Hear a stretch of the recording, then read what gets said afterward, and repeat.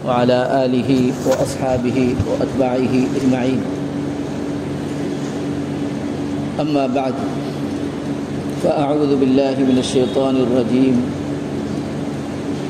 بسم الله الرحمن الرحيم.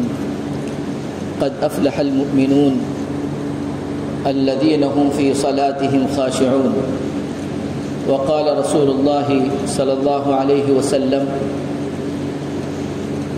من لم تنهه صلاته عن الفحشاء فلا صلاة له، أو كما قال عليه الصلاة والسلام. معزز سامعین، محترم بزرگوں، عزیز دوستوں،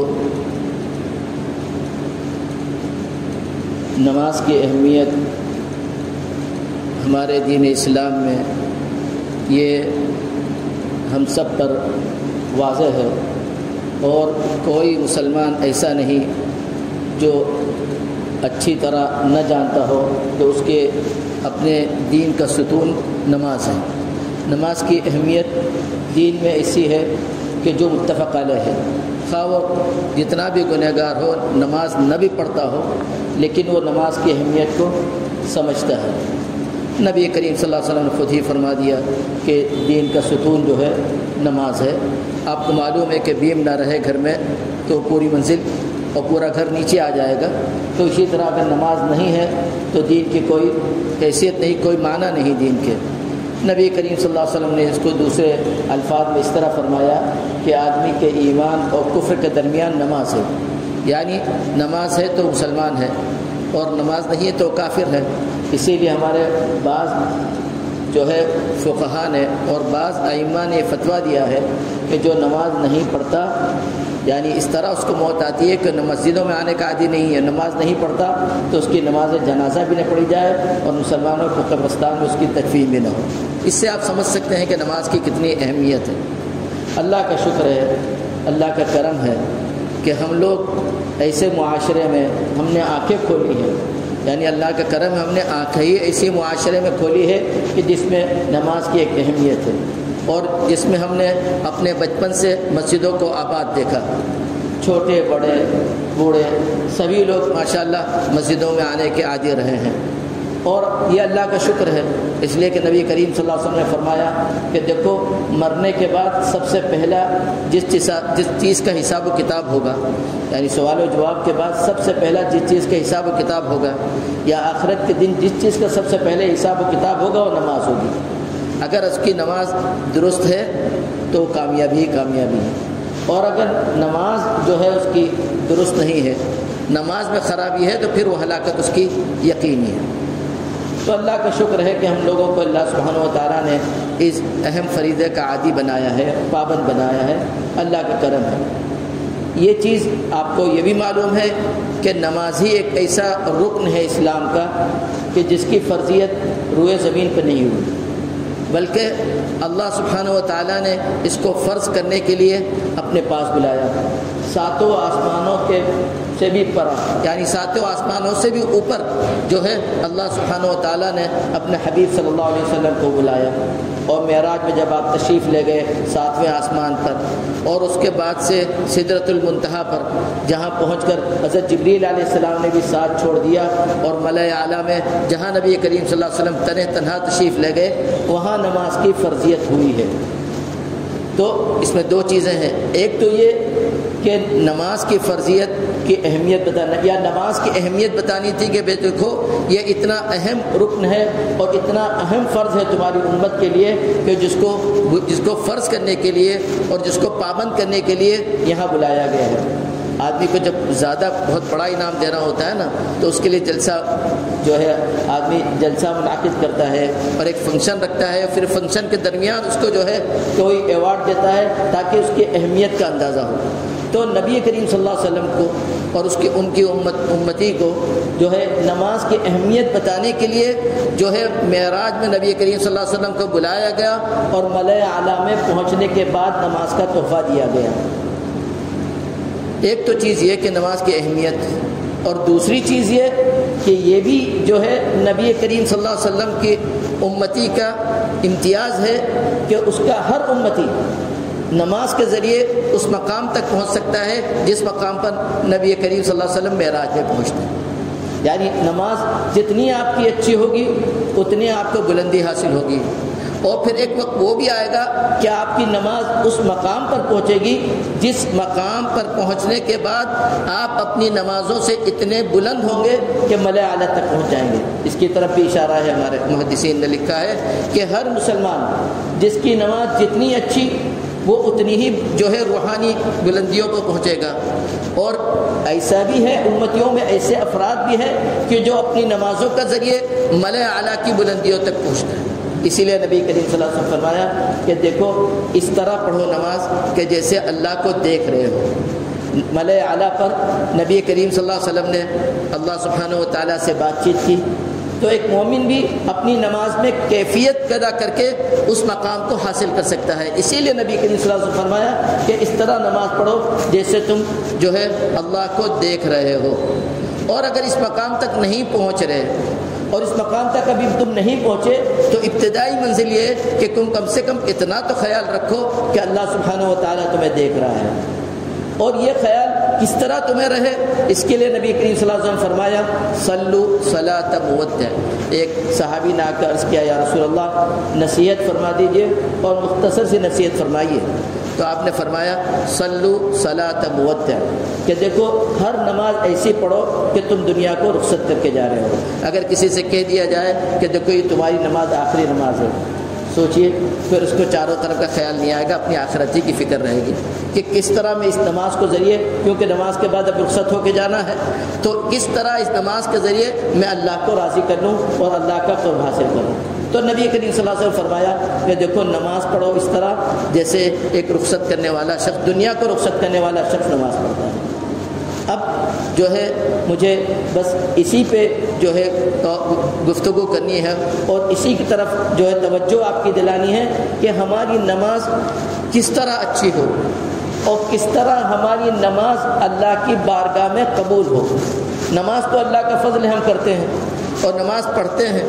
ہم نماز کے جو شرائط ہیں اس کے قبلہ رو ہونا, وضو کرنا, کپڑوں کو صاف کرنا, جگہ کا پاک ہونا, یہ ساری چیزیں تو ہم کرتے ہیں.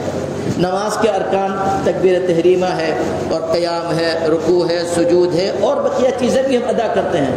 اس سے ہماری نماز کی ذمہ داری تو پوری ہو جاتی ہے اور نماز کا فرض کا جو فرضیت ہے وہ تو مکمل ہو جاتی ہے اور وہ گناہ تو نہیں ہوگا. لیکن ایک مومن کا مقصد یہ نہیں ہوتا. ایک مومن کا مقصد نماز کے ذریعے اللہ کا قرب حاصل کرنا ہوتا ہے, جو ہے جہاں جو ہے برات الذمہ, یعنی ایک ذمہ ہمارے ذمے جو فرض ہے اس سے ہم بری ہو جائیں وہ بھی ضروری ہے, لیکن یہاں جو ہے ہمارا فرض پورا نہیں ہوتا اور ہمارا مقصد پورا نہیں ہوتا. ہمارا مقصد اس وقت پورا ہوگا کہ جب ہماری فرض کی ادائیگی کے بعد اور ہمارے ذمے کو بری ہونے کے بعد اس نماز کے ذریعے اللہ کا قرب حاصل ہو. اور جب اللہ کا قرب حاصل ہوگا تو اس کے لیے نماز بھی وہ اسی طرح پڑھے. ہمیں بس اسی کی فکر کرنی ہے اور اسی کی طرف توجہ دلانی ہے کہ ہم نے اپنی زندگی میں کیا نماز کو اس مقام پر پہنچایا ہے.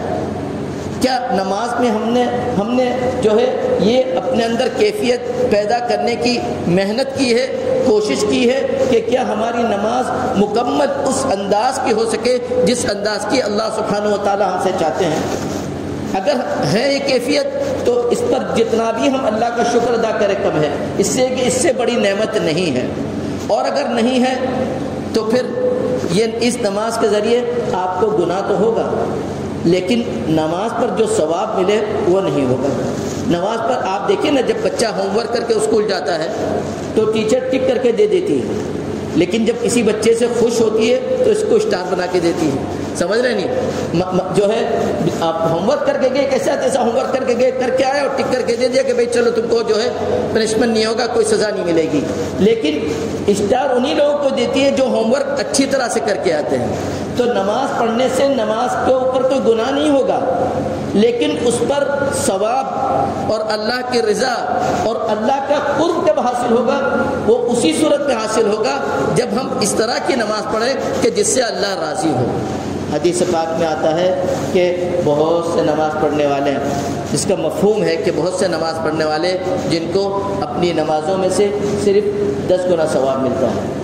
اور بعضوں کو 8 گنا ملتا ہے، بعضوں کو 7 گنا ملتا ہے، یہ حدیث کے الفاظ ہیں، بعضوں کو 6 گنا، حتیٰ کہ بعضوں کو 4 گنا اور بعضوں کو آدھی۔ اور حدیث کا ایک مفہوم یہ بھی ہے، اور بعض لوگوں کی نماز جو ہے، نماز جب ختم ہوتی ہے تو کپڑے میں لپیٹ کر اس کے منہ پہ مار دی جاتی ہے۔ آپ صلی اللہ علیہ وسلم نے فرمایا کہ دیکھو نماز میں ثواب تم کو اتنا ہی ملے گا جتنی مقدار میں تمہارا دل حاضر ہے۔ وہ کریم چاہتا تو تھوڑا بھی ہم لوگ غفلت ہوتی تو نماز کو جو ہے رد کر دیتا کہ تم نے آدھی نماز تو جو ہے دل لگا کے پڑھی نہیں، یہ مقبول نہیں۔ اس کریم کا جو ہے اتنا کرم ہے کہ آپ نے صرف جو ہے سورہ فاتحہ پڑھتے وقت دل اپنا حاضر رکھا تو اتنا ثواب ضرور دے گا۔ اگر آپ نے صرف شروع کی اللہ اکبر تکبیر تحریمہ کرتے وقت آپ کا دل حاضر ہے تو اتنا ثواب ضرور دے گا۔ نبی کریم صلی اللہ علیہ وسلم فرمایا کہ جتنا دل حاضر ہے اتنی نماز کا ثواب ہے، تو یہ بہت ضروری ہے۔ اللہ سبحانہ و تعالیٰ فرماتے ہیں قد افلح المؤمنون، کہ دیکھو مومنین کامیاب ہے، مومنین کامیاب ہے۔ اور کامیابی کا فائدہ کیا ہے؟ کامیابی کا فائدہ یہ ہے کہ ہم الذین یرثون الفردوس هم فیہا خالدون، اولئک هم الوارثون الذین یرثون الفردوس هم فیہا خالدون، کہ یہ کامیاب جو لوگ ہیں نا وہی فردوس کے وارث ہوں گے اور وہی جنت الفردوس میں داخل ہوں گے۔ تو مومنین کامیاب ہیں۔ پہلی شرط اس کی یہ ہے الذین هم فی صلاتهم خاشعون۔ اللہ سبحانہ و تعالیٰ نے یہ نہیں کہا کہ جو لوگ نماز پڑھتے ہیں، نہیں، وہ لوگ جو خشوع کے ساتھ دل کو حاضر رکھ کر نماز پڑھتے ہیں۔ ورنہ نماز پڑھنے والے تو سبھی ہیں نماز پڑھنے والے تو سبھی ہیں، لیکن سب کے لیے انعام نہیں ہے اور سب کے لیے کامیابی نہیں ہے۔ نماز نہ پڑھنے کا گناہ نہیں ملے گا، لیکن وہ مقامات اور وہ اللہ کی رضا اور وہ اللہ کا قرب نہیں ملے گا، وہ انہی لوگوں کو ملے گا کہ جو اپنی نمازوں میں دل کو حاضر رکھتے ہیں، جو خشوع اور خضوع کے ساتھ نماز پڑھتے ہیں۔ تو آج ہمیں اس کی طرف توجہ دینے کی ضرورت ہے۔ نبی کریم صلی اللہ علیہ وسلم فرمایا ایک وقت میرے امتی پر ایسا بھی آئے گا کہ مسجد میں آدمی داخل ہوگا جماعت میں اور ان میں سے کوئی بھی ایسا شخص نہیں ہوگا کہ جس کو خشوع حاصل ہو۔ سارے لوگوں کی صرف نمازیں ہو رہی ہوگی لیکن کسی کا دل حاضر نہیں ہوگا، کسی کا دل حاضر نہیں ہوگا۔ تو ہمیں ضرورت ہے اس بات کی کہ ہم اپنی نمازوں کو درست کریں، ہم اپنی نمازوں کو درست کریں، ورنہ نمازیں بعض مرتبہ ہلاکت کا بھی ذریعہ بنتی ہے۔ اللہ سبحانہ و تعالیٰ فرماتے ہیں وَيْلٌ لِّلْمُطَفِّفِينَ وَوَيْلٌ لِّلْمُصَلِّينَ، سورہ ماعون میں ہے وَيْلٌ لِّلْمُصَلِّينَ۔ دیکھیں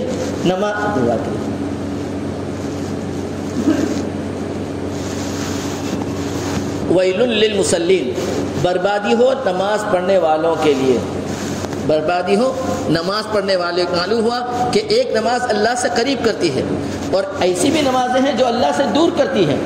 کون سی نماز ہے وہ؟ الذین هم یراؤون، کہ وہ لوگ ہیں کہ جو نماز میں دکھلاوا کرتے ہیں۔ اگر آپ اپنے گھر سے نکلے اور آپ کو یہ ذہن میں آیا کہ لوگ کہہ رہے ہیں کہ نماز پڑھنے جا رہا ہے، کتنا جلدی جا رہا ہے اور کیسے وقت پہ جا رہا ہے، بس پھر بربادی ہے آپ کے لیے۔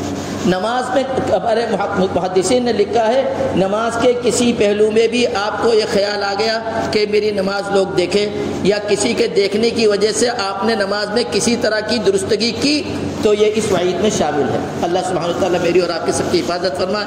ایک تو وہ لوگ ہیں، دوسرے الذین هم عن صلاتهم ساہون، کہ جو غفلت کے ساتھ نماز پڑھتے ہیں، نمازوں میں اوقات کا خیال نہیں رکھتے۔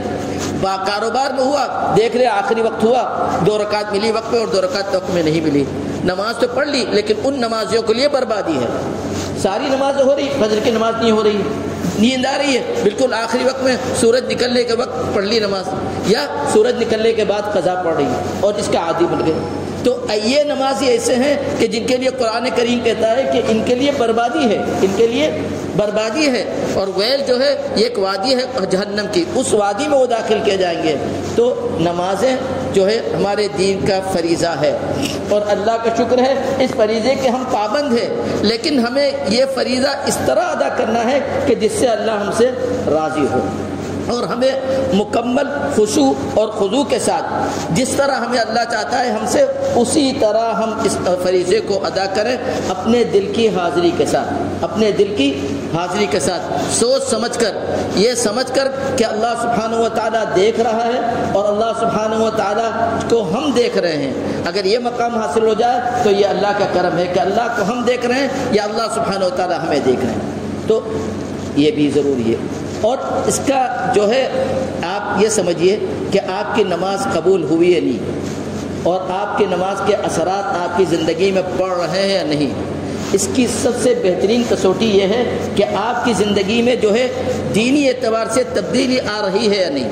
اس لیے کہ حدیث پاک میں آتا ہے کہ جس کی نماز اس کو گناہوں سے نہ روکے اور برے الفاظ سے اور برے فعل سے نہ روکے، اس کی نماز قبول نہیں ہے، اس کی نماز کا کوئی ثواب نہیں ہے۔ تو اگر آپ کی زندگی میں کوئی تبدیلی نہیں ہے، آپ کی زندگی چل رہی ہے، نہ آپ کو کمانے کا ٹھکانہ ہے، کمانے میں حلال و حرام کی فکر نہیں ہے، آپ کو معاملات میں رشتہ داروں کے جو ہے رکھنے اور نہ رکھنے کی کوئی فکر نہیں ہے، آپ کو جو ہے بڑوں اور چھوٹوں کا کوئی ادب نہیں ہے، بڑوں چھوٹوں پر شفقت نہیں ہے، بڑوں کا احترام نہیں ہے، تعلقات معاملے کے وقت آدمی پتہ چلتا ہے کسی سے معاملہ کرو کہ اس کے اخلاق کتنے ہیں اور کیسا ہے، فوراً معاملے کے وقت ایک منافق کی نشانی یہ ہے کہ ذرا سا اس کا مزاج خراب ہوا فوراً اس کی زبان پر جو ہے خراب الفاظ آ جائیں گے، فوراً دو جملے جو ہے اس کی زبان سے ایسے بولنے کی کوشش کریں گے جس سے جاننے والے کا دل ٹوٹے۔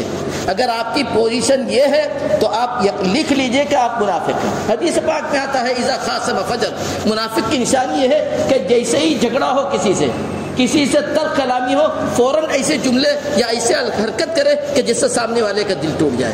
یہ منافق کی نشانی ہے، یہ منافق کی نشانی ہے۔ تو اگر آپ کا معاملہ یہ ہے تو آپ سمجھ لیجئے کہ آپ کی نماز کا آپ کی زندگی پہ کوئی اثر نہیں ہے۔ تو ہمیں نمازیں اس طرح پڑھنی ہے کہ جس سے ہماری زندگی بدلے اور ہماری زندگی اس سے متاثر ہو، ورنہ پھر جو ہے یہ نمازوں کا پڑھ رہے ہیں، نمازوں کا گناہ نہیں ہوگا، لیکن یہ سمجھ لیجئے کہ اس نمازوں کا کوئی اجر و ثواب ہمیں قیامت کے دن نہیں ملے گا۔ اللہ سبحانہ و تعالیٰ مجھے بھی اچھے انداز سے نماز پڑھنے کی توفیق عطا فرمائے اور آپ کو بھی۔ اور پھر اس کے لیے جو ہے محنت کرنے کی ضرورت ہے، اس کے لیے محنت کرنے کی ضرورت ہے۔ جس طرح جو ہے ہم دوسری چیزوں پر محنت کرتے ہیں، اپنا جب پیشہ سیکھتے ہیں تو ہم محنت کرتے ہیں، جب ہم کمپیوٹر سیکھتے ہیں تو محنت کرتے ہیں، جب ہم لکھنا پڑھنا سیکھتے ہیں، بچے کو جب آپ تختی پڑھائیں کتنی محنت کر کے پڑھتا ہے بچہ، آپ اس کو لکھنا سکھائیں کتنی محنت کرنی پڑتی ہے۔ اسی طرح نماز میں خشوع خضوع کے لیے بہت محنت کرنی پڑتی ہے۔ آپ یہ سمجھیے کہ آپ نے ارادہ کیا اور فوراً آپ کی نماز میں خشوع خضوع پیدا ہو گیا، نہیں، ایسا نہیں ہوتا۔ اس کے لیے بہت محنت کرنی پڑتی ہے، اور بعض مرتبہ اس کے لیے ڈاکٹر کے پاس بھی جانا پڑتا ہے، اور ڈاکٹر وہ اللہ والے ہیں کہ جن کو اللہ سبحانہ و تعالیٰ نے اپنے قرب سے نوازا ہے، کچھ وقت ان کے پاس رہ کر جانا، کیونکہ اس روحانی ماحول کا اثر نمازوں پر ضرور پڑتا ہے۔ تو اگر آپ خود سے اس کا علاج نہیں کر سکتے تو کسی ڈاکٹر کے پاس رہ کر اس کا علاج کروائیے، تو اس کا فائدہ یہ ہوگا کہ آپ کی زندگی میں نماز زندہ ہوگی تو آپ کی زندگی بہت پرسکون گزرے گی، آپ کی زندگی بہت پرسکون گزرے گی، اور اس کے بعد آپ کے اولاد کی جو ہے ترقی کی اور آپ کے اولاد کی حفاظت کی ضمانت آپ کو دنیا میں مل جائے گی، آپ کو دنیا میں مل جائے گی۔ حدیث پاک میں آتا ہے کہ جو لوگ استقامت کے ساتھ زندگی گزارتے ہیں، جو لوگ استقامت کے ساتھ زندگی گزارتے ہیں اور اللہ کو کے احکام کی جو ہے تعمیل کے ساتھ زندگی گزارتے ہیں، ان کے اوپر آخری وقت میں فرشتے اترتے ہیں اور دو چیزیں بتاتے ہیں، کہتے ہیں کہ دیکھو ابشروا بالجنہ، کہ جنت کی خوشخبری، تم نے زندگی اتنی اچھی گزاری ہے تو جنت کی خوشخبری، اور دوسری چیز نحن اولیاؤکم، فکر مت کرنا، بچے ہمارے ذمہ ہیں، بچے ہمارے ذمہ ہیں، بچوں کی فکر لے کے مت جاؤ۔ یہ تو خوشخبری جو ہے ان لوگوں کو سنائی جاتی ہے جن کی نمازیں اچھی ہوتی ہیں۔ تو ہمیں ضرورت ہے اپنی نمازوں کو اس انداز پر، اس جگہ پر لانے کی جس جگہ، اور یا اس معیار پر لانے کی جس معیار کو اسلام نے ہمارے اوپر فرض کیا ہے اور ہم سے چاہتا ہے جس انداز کی نماز۔ اور اس کے لیے میرے محترم بزرگوں اور دوستوں ایک بات میں کہوں، آپ برا نہ مانیے گا، اس کے لیے ہمیں نماز سیکھنے کی بھی ضرورت ہے۔ ہمارے جو بڑے کرسیوں پہ نماز پڑھتے ہیں ان کے اوپر فرض ہے، جیسے روزہ فرض ہے، ان کے اوپر یہ بھی فرض ہے کہ کرسیوں پر نماز پڑھنے کے احکام سیکھیں۔ ایسا نہ ہو کہ ساری زندگی آپ کرسی پر نماز پڑھ لیں اور نمازی قبول نہ ہو۔ آپ کتنا بیٹھیں اور کتنا کھڑے رہیں، آپ زمین پر بیٹھ کر نماز پڑھیں یا کرسی پر نماز پڑھیں، کیا سنت ہے، کیا اسلام ہم سے چاہتا ہے، یہ آپ کے لیے اتنا ہی فرض ہے جتنا روزہ آپ کے اوپر فرض ہے۔ آپ اس کو معمول یہ مت سمجھیے کہ وہ نماز پڑھ لی ہم ختم ہو گئے، نہیں، اس طرح فرائض کی ادائیگی نہیں ہوتی ہے۔ دین جو ہے آسمان سے اتارا گیا ہے، اس کا ہر حکم جو ہے اللہ کی طرف سے اترا ہے، نبی کریم صلی اللہ علیہ وسلم نے ہم کو پہنچایا ہے، اور صحابہ کرام رضوان اللہ تعالی مجمعین اور ائمہ مجتہدین نے اجتہادات کر کے اس کے جو ہے احکامات بیان کیے ہیں۔ تو کسی بھی عالم کے ساتھ بیٹھ کر آپ کرسی پر بیٹھنے کے جو ہے بیٹھ کر نماز پڑھنے کے احکامات سیکھیے کہ بھئی میری کیفیت یہ ہے اور میں اتنا کر سکتا ہوں، میں کتنا بیٹھوں اور کتنا جو ہے کھڑا رہوں، زمین پر بیٹھ کے پڑھوں یا کرسی پر بیٹھ کے پڑھوں، یہ آپ کے لیے سیکھنا ضروری ہے۔ اور جو تندرست ہے، اللہ سبحانہ وتعالی جن کو تندرستی دی ہے، ان کے اوپر بھی نماز پڑھنا سیکھے۔ آپ جو ہے تکبیر تحریمہ میں جہاں چاہے ہاتھ اٹھا لیں، ایسا نہیں ہوتا۔ تکبیر تحریمہ میں کہاں کس طرح ہاتھ اٹھانے ہیں، اور پھر وہ ہاتھ پھر کہاں بندھنے ہیں، کس طرح باندھنے ہیں، رکوع سجدے میں کہاں نگاہیں رکھنی ہے، یہ ساری چیزیں سیکھنی ہیں۔ اگر ہم یہ ساری چیزیں سیکھ کر پھر جو ہے اپنے دل کی حضوری کے ساتھ اللہ سبحانہ و تعالیٰ کے سامنے حاضر ہوں گے تو اللہ بھی راضی ہوگا اور نبی کریم صلی اللہ علیہ وسلم کا قرب بھی حاصل ہوگا، کیونکہ نبی کریم صلی اللہ علیہ وسلم کی سنتیں بھی زندہ ہوں گی اور اللہ سبحانہ و تعالیٰ کے احکام بھی جو ہے نافذ ہوں گے۔ اور جب دونوں چیزیں ہوں گی تو اللہ کا قرب بھی حاصل ہوگا اور نبی کریم صلی اللہ علیہ وسلم کی رفاقت بھی حاصل ہوگا، اور وہی ہماری کامیابی ہے۔ تو میرے محترم جو ہے بزرگوں اور دوستوں، اس بات کو آپ اس بات کی طرف ضرور توجہ دیے، جہاں اور چیزوں کی طرف توجہ دیتے ہیں، ہمیں ہماری بنیادی چیز نماز جو ہے اس کی طرف ہمیں توجہ دینے کی ضرورت ہے۔ اور آپ کوشش اس پہ ایک چیز اور بھی کیجیے، آپ ہر نماز کے بعد آپ کوشش کیجیے نماز میں اچھی طرح نماز پڑھنے کی، اچھی طرح خوب۔ لیکن جو ہے اگر عادت نہیں ہے تو ضرور نماز میں کچھ آگے پیچھے ہو جائیں گے۔ ہر نماز کے بعد آپ ہاتھ اٹھا کر ضرور اللہ کے سامنے یہ دعا کر لیجئے کہ یا اللہ میں نے بہت کوشش کی نماز جو ہے اچھی طرح پڑھنے کی، لیکن پھر کوتاہی ہوئی، اپنے فضل سے قبول کر لے، قبولیت سے تیرے خزانے میں کوئی کمی نہیں آئے گا، میرا بیڑا پار ہو جائے گا، اور آئندہ سچا وعدہ کیجئے کہ انشاءاللہ پھر دوسری نماز اچھی پڑھوں گا۔ اس طرح آپ اکتائیے گا مت، یہ مت سوچیے گا کہ ہر نماز میں یہی کر رہا ہوں، ہر نماز میں یہ کر رہا ہوں، اللہ تعالیٰ نہیں اکتائیں گے، آپ اکتا جائیں گے۔ تو اس دعا سے آپ نہ اکتائیے گا، ہر نماز کے بعد ضرور یہ دعا کریں گے، کیجئے گا، انشاءاللہ اللہ سبحانہ و تعالیٰ مجھے بھی اس کو مقام عطا کرے اور آپ لوگوں کو بھی اس کو مقام عطا کرے، اور ہم سب کو ایسی نمازیں عطا فرمائے جس سے اللہ راضی ہو اور جس سے ہماری آخرت بھی سنورے اور دنیا کی جو ہے زندگی بھی ہمارے لیے آسان ہو۔ سبحان ربک رب العزت عما یصفون وسلام علی المرسلین والحمد للہ رب العالمین۔